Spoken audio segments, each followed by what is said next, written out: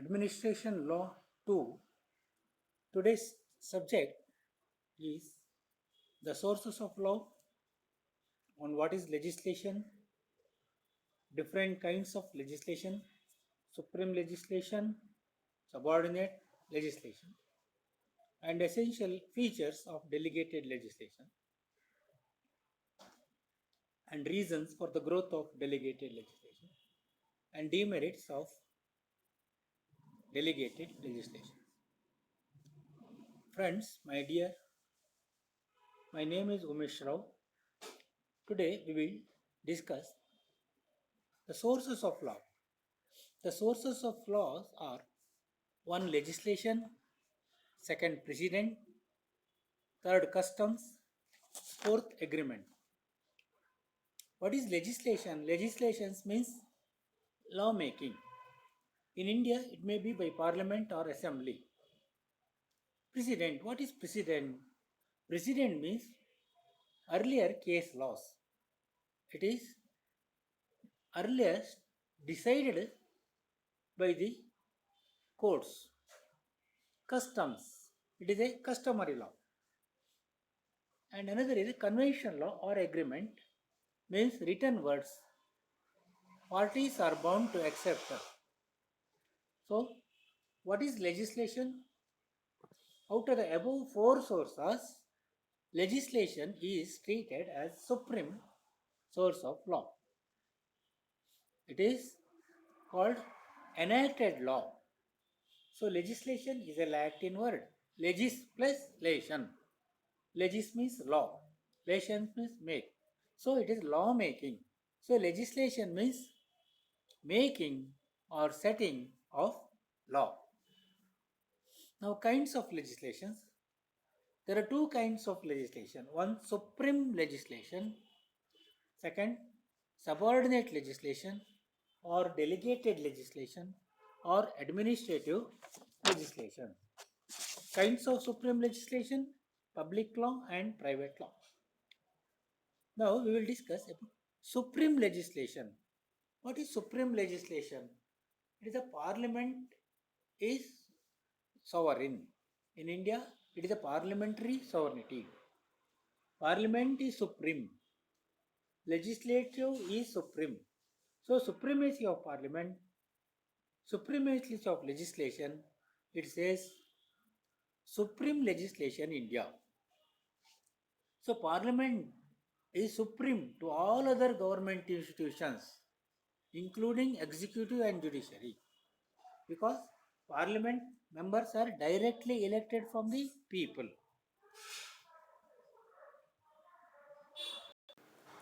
Parliament exists according to the constitutions. Parliament may change, repeal any prior legislation acts. Court may overturn the legislation. Supreme legislation proceeds from the sovereign power in the state. Act made by the Parliament of India is supreme legislation. There are two kinds of supreme legislation. One, public law, and another, private law. Now, subordinate legislation. What is subordinate legislation or delegated legislation? All forms of the legislative activities recognized by law other than the power of the parliament or subordinate legislation. So, subordinate legislation means parliament delegates some legislative power to these subordinate authorities. So, all forms of legislative activities, it is recognized by law other than the power of the parliament or subordinate legislation.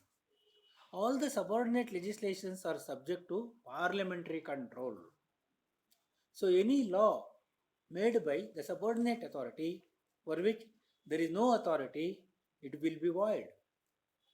It may be rules, or it may be regulations, or it may be bylaws, or orders made by the subordinate authority for which there is no authority, it will be void. So, the delegated legislation is a growing child, called upon to help the parents of the strain of overwork. So, delegated legislation is growing child. Supreme legislation is parent. It helps the parent and attending the minor matters, while parent manages the main business. Essential characteristics of the delegated legislation. The rules should be contain short title, explanatory notes, reference to earlier amendments. No extraordinary delay in making subordinate legislation. Authority shall not travel beyond the power given in the Parent Act. Essential legislative function cannot be delegated. Subdelegation is not encouraged. No retrospective operation of delegated legislation. Discriminatory and arbitrary rules should not be encouraged. Wide and sufficient publicity should be given to the delegated legislation. Consultation should be made by the interested people. Subordinate authorities should not use rigid and technical languages. Authority of the subordinate rules invested into parliament and courts. Language must be clear and simple. Tax levy should not be imposed by rules. Explanatory notes shall be given and public interest must be kept in view. The reasons for the growth of the delegated legislation. The beginning of the 20th century, the executives began to play a very important role. The concept of the police state changed into welfare state. Population of the country increased tremendously. It imposed work on the parliament. It became necessary to delegate the legislative power to subordinate authority. What is the reason for the growth of delegated legislation?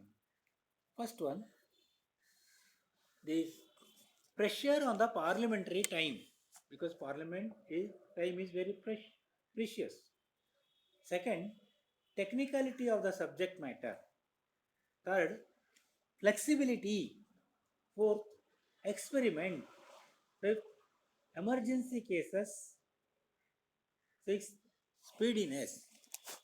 Now, pressure upon the parliamentary time. What is the parliament is busy in solving many problems of the nation. No time to discuss in detail all the matters. So, this in order to avoid pressure on the parliamentary time, delegated legislation is given importance. And technicality of subject matter another. Parliament members are politicians. They are illiterate. They don't acquire technical knowledge of atomic energy, drugs, and electricity and education. So, all this work will be entrusted to the delegated authority. Flexibility. The parliamentary legislature procedure and their amendment are very slow, but some matters require rapid decisions. For example, interest in the bank rate, police regulations, foreign exchange rules, export import policy, and share market fluctuations. All this requires immediate attention. We can wait for the parliamentary discussion and rules. Emergency. Supreme legislation is rigid. Delegated legislation is flexible.